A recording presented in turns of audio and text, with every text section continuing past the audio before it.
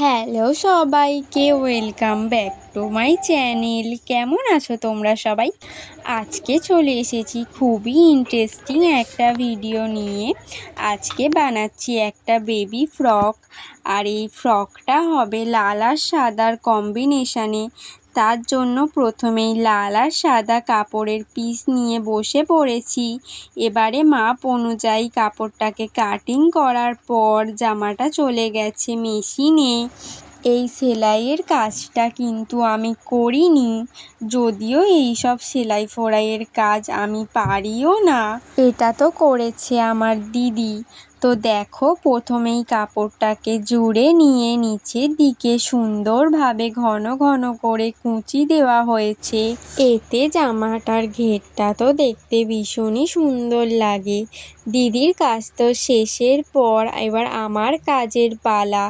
তাই আমি জামাটা বিছিয়ে নিয়ে রঙের ঝোলা নিয়ে বসে পড়েছি। তবে দিদিকে তো এখনও নিস্তার দিইনি, যেহেতু আমার সাথে কাজে বসিয়ে দিয়েছি। আসলে জামাটার ঘেরটা এতটাই চওড়া, আর যে কলকাটা করব বলে ঠিক করেছি সেটা এতটাই ভরাট কলকা। সেটা যদি আমি একা শেষ করতে যেতাম তাহলে তো প্রচুর টাইম লেগে যেত।